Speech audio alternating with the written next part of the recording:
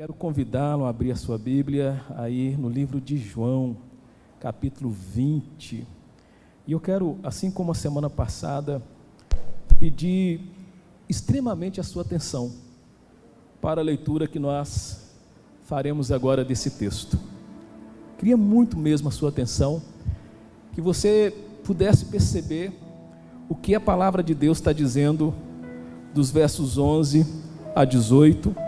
É uma leitura pequena, mas é uma mensagem que mexeu ao meu coração, que tocou ao meu coração. Espero que pela iluminação do Espírito Santo toque ao seu coração também. E esse texto diz algo que nos leva a fazer uma pergunta, e a pergunta está no próprio texto. Talvez seja uma pergunta que já te fizeram algumas vezes.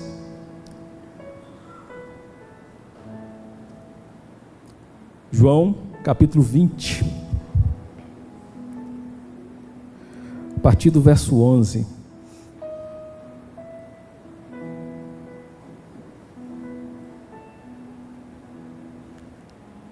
Uma daquelas perguntas que às vezes parece constrangedora ou difícil de fazer, não porque não queira fazer, mas porque às vezes a gente não tem resposta, ou às vezes a gente não sabe como agir quando alguém enfrenta ou passa por determinadas situações.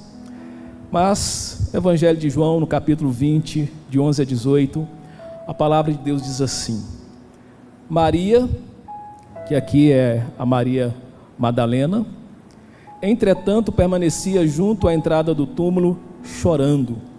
Nós devemos recordar, pregamos a semana passada, que houve em João 19, versos 38 a 42, o momento em que José de Arimateia e Nicodemos pegaram o corpo de Jesus pela ocasião da sua morte e levaram para um túmulo que até então não tinha sido usado por ninguém, e eles aguardavam então passar o período da festa, e esse período passou, e ocorre que em João capítulo 20, de 1 a 9, as mulheres, entre elas Maria Madalena, elas vão ao túmulo, porque elas vão com a intenção de preparar o corpo de Jesus para aquele sepulcro. Mas elas, ao chegarem naquele lugar, não encontram o corpo de Jesus, e até supõem que alguém tivesse tirado, roubado o corpo. O fato é que muita coisa acontece lá naquele sepulcro. Nós pregamos a semana passada sobre isso. Quando nós não compreendemos a ressurreição, às vezes o nosso coração fica preso ao sepulcro, e eles ainda não tinham compreendido aquilo. Então o verso 11 que vamos ler agora, continua daí, dizendo: Maria, entretanto, permanecia junto à entrada do túmulo, chorando. Enquanto chorava, abaixou-se e olhou para dentro do túmulo, e viu dois anjos vestidos de branco, sentados onde o corpo de Jesus fora posto, um à cabeceira e outro aos pés. Então lhes perguntaram: mulher, por que choras? Por que choras? Ela lhes respondeu: porque levaram meu Senhor, e não sei onde o puseram. Tendo dito isto, voltou-se para trás, e viu Jesus em pé, mas não reconheceu que era Jesus. Perguntou-lhe Jesus: mulher, por que choras? Por que choras? A quem procuras? Ela, supondo ser ele o jardineiro, respondeu: Senhor, se tu o tiraste, dize-me onde o puseste, e eu o levarei. Disse-lhe Jesus: Maria. Ela, voltando-se, lhe disse em hebraico: Raboni, que quer dizer mestre. Recomendou-lhe Jesus: não me detenhas, porque ainda não subi para o meu Pai, mas vai ter com os meus irmãos e dize-lhes: subo para o meu Pai e vosso Pai, para o meu Deus e vosso Deus. Então saiu Maria Madalena anunciando aos discípulos: vi o Senhor, e contava que ele lhe dissera estas coisas. Que o Espírito Santo de Deus ilumine a sua palavra e aplique aos nossos corações. Amém? A Maria que nós estamos lendo nessa história, como eu acabei de dizer, é Maria Madalena. E como falamos também no domingo passado, Maria Madalena é relacionada com as mulheres que ajudavam o Senhor e os seus discípulos durante o seu ministério na Galileia, e que também, junto com outras mulheres, prestavam assistência, inclusive com seus bens. Lucas vai dizer isso para nós no capítulo 8, de 1 a 3. Em Lucas 2, ele vai mencionar que dela saíram 7 demônios. E também ainda Marcos, junto com Mateus, concorda com João em que ela era uma das mulheres que testemunharam a crucificação. Inclusive, que ela foi uma das primeiras testemunhas do túmulo vazio. Então veja, irmãos, esse é o contexto, a morte de Cristo, um corpo desaparecido. Queriam preparar o corpo para o sepulcro, mas não sabiam o que aconteceu até aquele momento. Mas quando nós olhamos para essa história, essa é uma história muito rica em detalhes para nós. Como é difícil quando a gente vê alguém chorando. Às vezes a gente fica desconcertado, não é? Você vê alguém chorando em lágrimas, geralmente a pergunta mais lógica é essa: por que choras? Por que você está chorando? Eu já passei muitos momentos assim, de ver alguém chorando em lágrimas e chegar perto e perguntar: por que você está chorando? O que aconteceu? E às vezes é desafiador para a gente, porque às vezes a gente fica sem palavra para dar àquela pessoa, porque nem sempre a gente consegue compreender a dimensão da dor daquela pessoa, a dimensão do sofrimento daquela pessoa. E essa história aqui é uma história linda. Maria Madalena, por que choras? Por que choras? E a primeira coisa que eu quero destacar com você nesse texto, nos versos 11 a 13, é que Maria chora porque levam dela algo de valor e ela não tem resposta. Ela não tem resposta.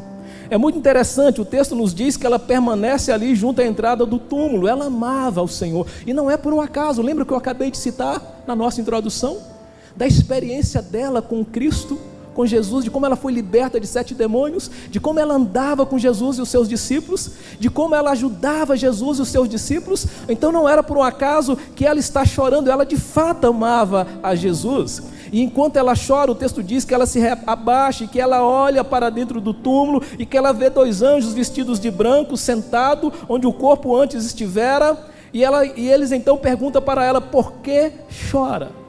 Por que choras?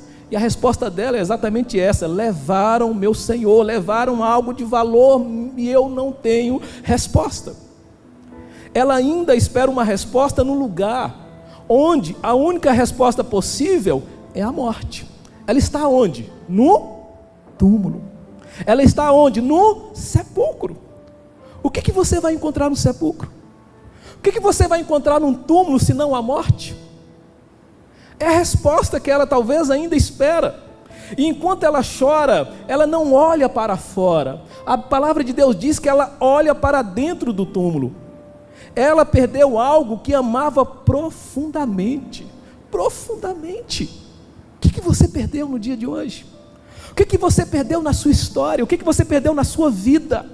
O que você perdeu que tem te feito chorar, que tem te feito entristecer, que tem te feito derramar em lágrimas e sentir dor? O que você perdeu?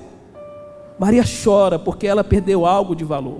As intenções de Maria, irmãos, bem como das mulheres que com ela estavam inicialmente, eram intenções muito legítimas. Era cuidar do corpo, era passar perfume, como prescrevia inclusive a cultura, era dar um enterro digno. Mas olha que paradoxo, meus irmãos, olha que paradoxo. Maria, ela chorou porque o túmulo estava vazio. Hoje, nós nos alegramos pela mesma razão, porque o túmulo está vazio. É ou não é? É ou não é? Nós nos alegramos pela mesma razão, mas naquele dia ela chorou. Naquele momento, irmãos, nós precisamos entender que Maria Madalena ainda estava com a mente obscurecida. A mensagem da ressurreição ainda não tinha raiado em seu coração, como mais adiante irá raiar em seu coração. O pranto de Maria era um lamento. Se nós assim dermos uma olhada na cultura judaica, inclusive em outros textos da palavra de Deus também, como aquela viúva lá da cidade de Naim carregando seu filho, como a história de Lázaro, quando a família está ali juntas e eles choram e eles derramam pranto, nós vamos perceber que muito possivelmente esse era um lamento em alta voz, era um pranto em alta voz, era uma expressão de uma tristeza muito característica do povo judeu. Maria estava decidida a descobrir o que tinha acontecido com o corpo de Jesus. Ela chora, ela olha para dentro do túmulo, da mesma forma que o discípulo amado de Jesus olhou, aí no versículo 5, um pouco antes, que nós compartilhamos a semana passada. Quando ele chega, e nós aqui supomos que seja João, e ele chega e ele olha para dentro do túmulo, e no primeiro ver dele ele ainda não se dá conta, mas adiante haverá um olhar dele em que ele vai se dar conta, e que ele vai se lembrar da ressurreição. Aqui ela olha para Jesus com o mesmo verbo empregado no verso 5. O verbo é o mesmo, é um olhar mais superficial, é um olhar que ainda não permitira a compreensão profunda do que aconteceu, ou seja, ela ainda não enxergou a verdade da ressurreição, ela ainda não enxergou. Meu irmão, já se perguntou com que olhar você tem enxergado as dores da sua vida? Já se perguntou com que olhar você tem olhado para as suas perdas, para os seus problemas, para a sua tragédia? Que tipo de olhar você tem lançado sobre eles? É fato, meus irmãos, que às vezes, mesmo enxergando de maneira clara as coisas que acontecem conosco, não significa que as lágrimas desaparecerão, mas enxergar como se deve as circunstâncias, como se deve os fatos que nos cercam, pode dar um tom diferente às lágrimas que descem do nosso rosto. Sabe, não há nada de errado com uma tristeza que seja sincera, com um choro, e aliás o choro, a gente sabe disso, é um remédio para as nossas lágrimas também. O choro, ele é até um remédio, um excelente remédio para um coração aflito, para um coração angustiado.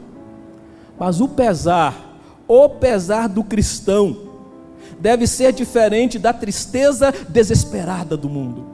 É assim que Paulo, ele vai escrever e convidar os irmãos em Tessalônica a enfrentar a tristeza pela ausência daqueles que se foram em Cristo, que morreram em Cristo. E ali então Paulo, em 1 Tessalonicenses 4, 13 a 18, ele vai dizer: não quero, porém, irmãos, que sejais ignorantes acerca dos que já dormem, para que não vos entristeçais como os demais, que não têm esperança. Porque se cremos que Jesus morreu e ressuscitou, assim também aos que em Jesus dormem, Deus os tornará a trazer com ele. Dizemos-vos, pois, isto pela palavra do Senhor, que nós, os que ficarmos vivos para a vinda do Senhor, não precederemos os que dormem, porque o mesmo Senhor descerá do céu com alarido e com voz de arcanjo e com a trombeta de Deus, e os que morreram em Cristo ressuscitarão primeiro. Depois nós, os que ficarmos vivos, seremos arrebatados juntamente com ele nas nuvens e a encontrar o Senhor nos ares, e assim estaremos sempre com o Senhor. E portanto, meus irmãos, consolai-vos uns aos outros com estas palavras. Há lágrimas no rosto de um cristão, mas elas são lágrimas que têm um tom diferente do desespero do mundo. Maria chora porque ela perdeu algo de valor e ela não tem resposta. Talvez você tenha perdido algo de valor na sua vida e tenha chorado todos os dias e tenha se lamentado todos os dias. Em segundo lugar, Maria Madalena chora porque até então ela não encontrou o que ela procurava. Irmãos, olha como que a palavra de Deus diz para nós nos versos 14 e 15, que ela se volta para trás, ela vê Jesus em pé, mas não reconhece Jesus. Ela não reconhece Jesus. E então, é interessante porque ela supõe que seja um jardineiro, e até pergunta: olha, se você levou, me fala onde ele está. Parece que uma esperança raia no seu coração. acende no seu coração. Ela supõe que é um jardineiro, e então parece que um fio de esperança nasce. Olha, se o Senhor levou, me diga onde está o corpo, para que eu possa então buscá-lo e levá-lo. E é interessante porque a palavra de Deus diz que a mesma pergunta é feita, a mesma pergunta que os anjos fazem, Jesus faz: mulher, por que choras? E Jesus ainda acrescenta: o que procuras? O que procuras? Sabe, irmãos, em diversas narrativas dos encontros que há depois da ressurreição, Jesus, não apenas com Maria Madalena aqui, mas até para fazer justiça a Maria Madalena, Jesus, ele não é logo reconhecido por seus amigos. Na história dos dois discípulos, lá na estrada de Emaús, por exemplo, os olhos deles estavam como que impedidos de reconhecer, diz Lucas capítulo 24, verso 16.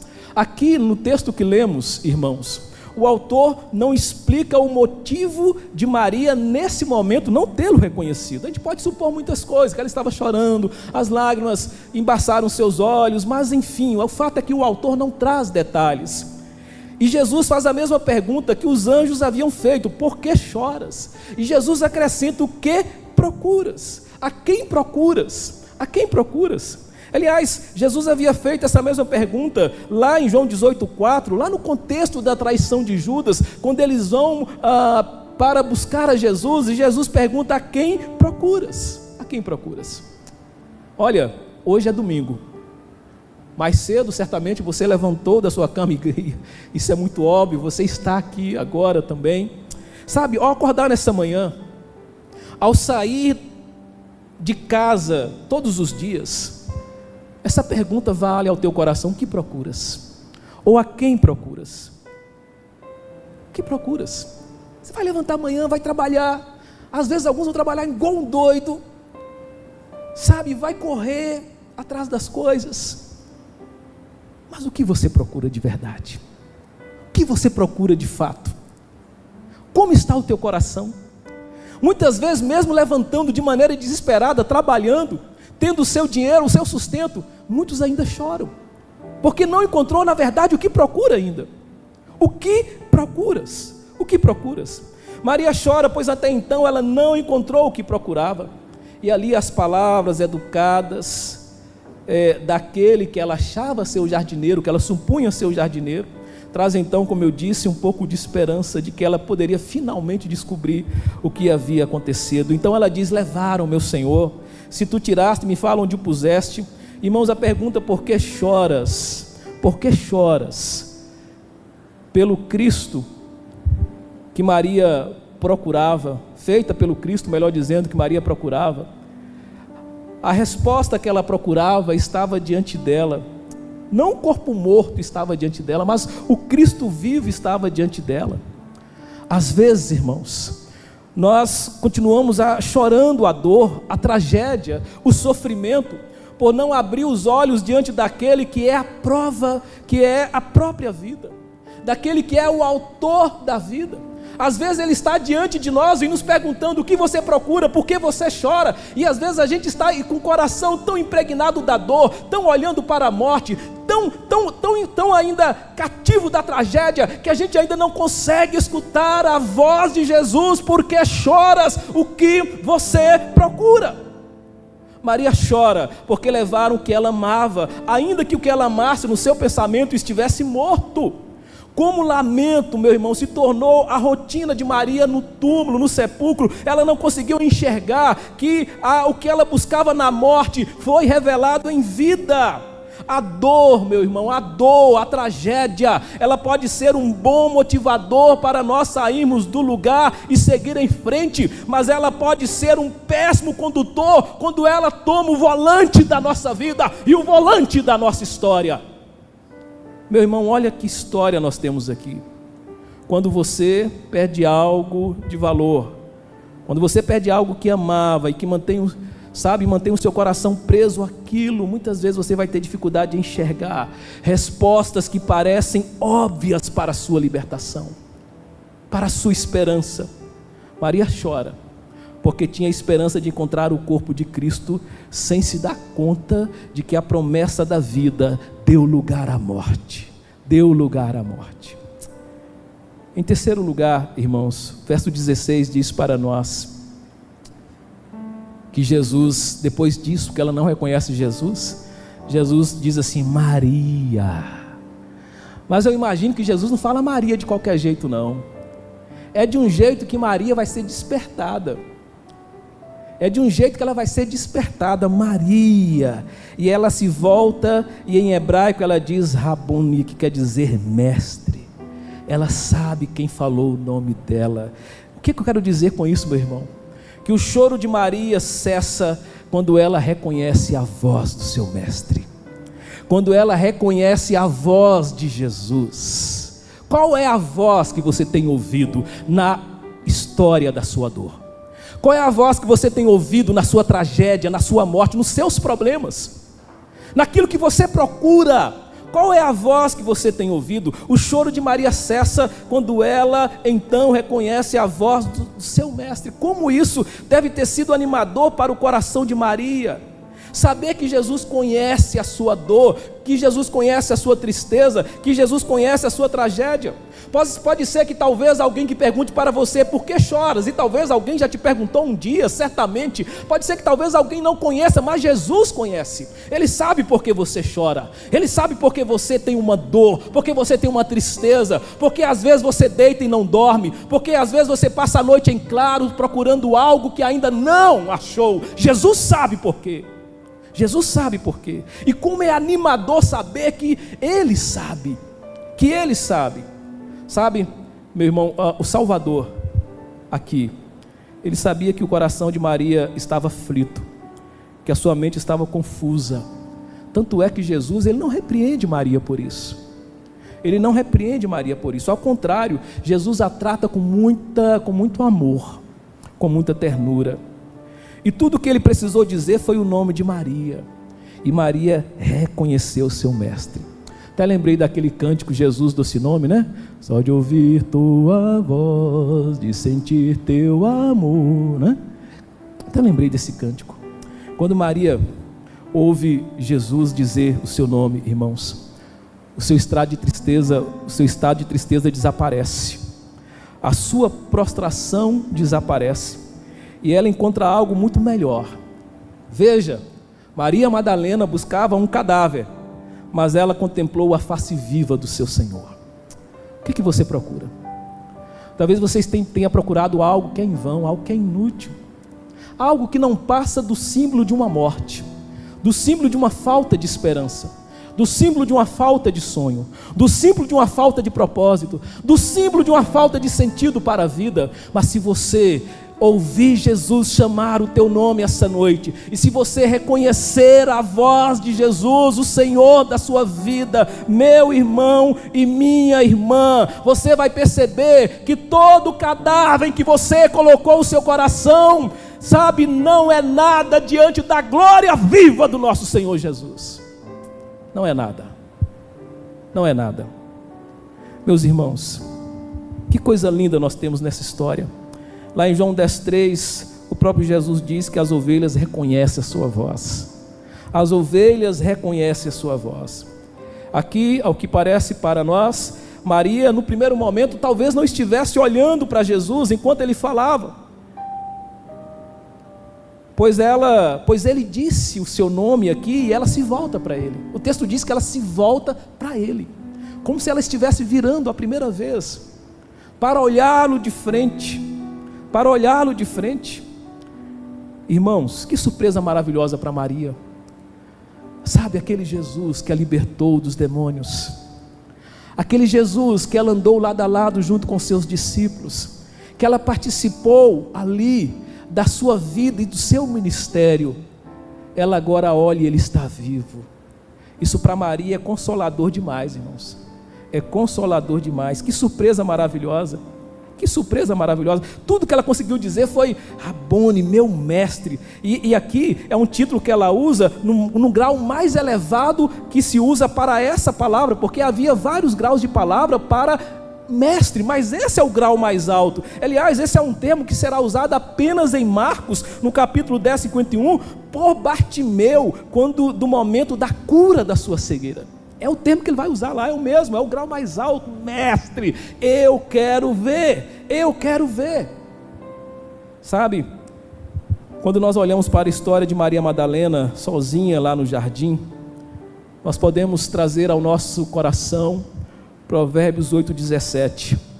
Eu amo os que me amam, e os que cedo me buscarem, me acharão. Me acharão. Sabe, Maria ainda pensava que Jesus estava morto. Outro versículo que nos vem à mente também, Salmos 35. Ao anoitecer pode vir o choro, mas a alegria vem pela manhã. Alegria, Jesus. Quando Ele nasce, tudo muda.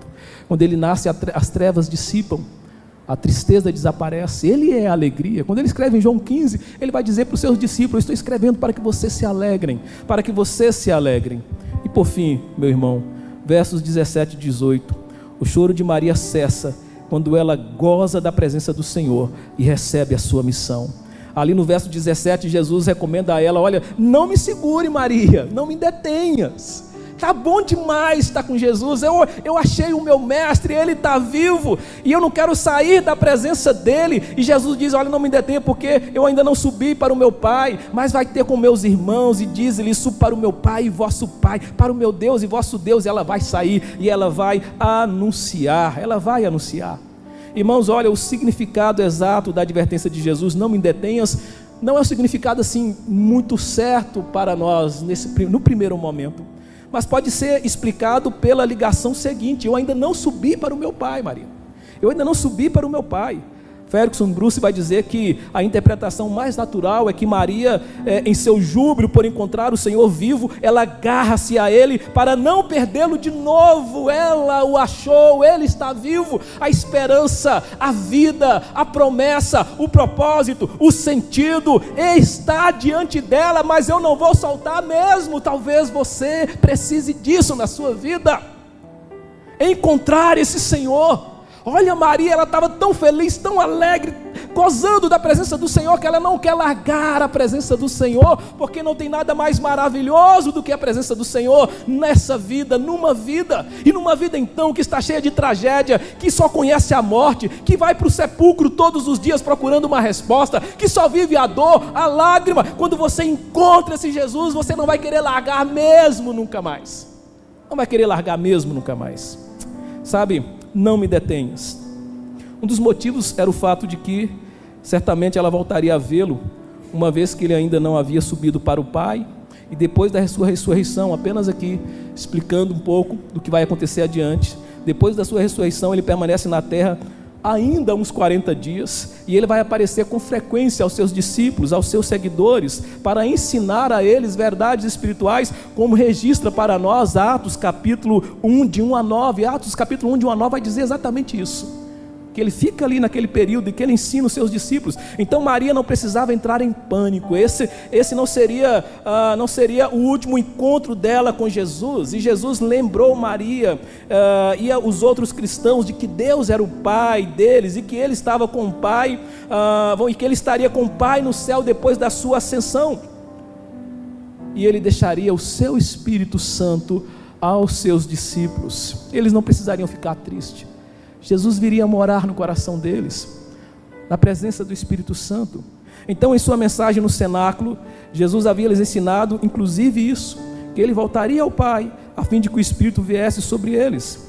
E então, com isso, Jesus dá a Maria uma missão: vai ter com meus irmãos e diz-lhes. Irmãos, quando nós olhamos para essa expressão no contexto que nós acabamos de ler, parece que Jesus se refere aos seus discípulos.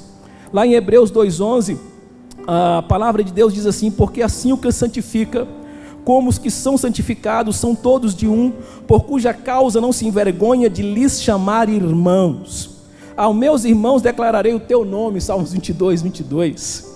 Irmãos, Jesus havia chamado seus seguidores de servos em João 13:16. Jesus havia chamado seus seguidores de amigos em João 15:15, e agora ele os chama de irmãos.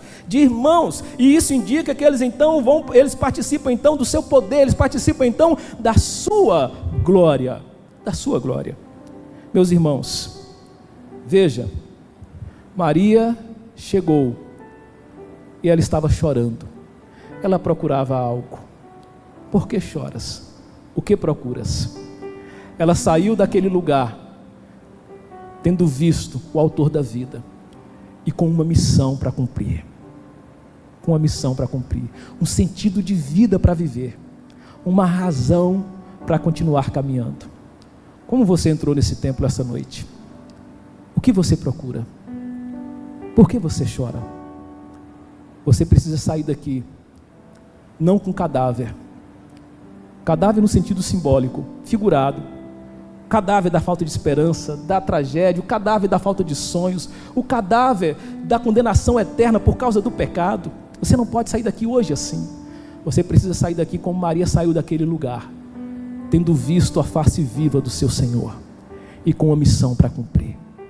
A vida não vale a pena nessa terra se nós não vermos a face viva de Deus no nosso coração. A vida não vale a pena nessa terra. Você pode trabalhar, comer, você pode comprar o que você quiser, você pode fazer o que você quiser, mas a morte é um garantidor de que essa vida é inútil sem Cristo, sem Jesus. Sem Jesus. Sabe, meu irmão, lá em Atos dos Apóstolos, no capítulo 2, 24, escrevendo a Atos dos Apóstolos, a palavra de Deus diz: mas Deus o ressuscitou dos mortos, rompendo os laços da morte, porque era impossível que a morte o retivesse.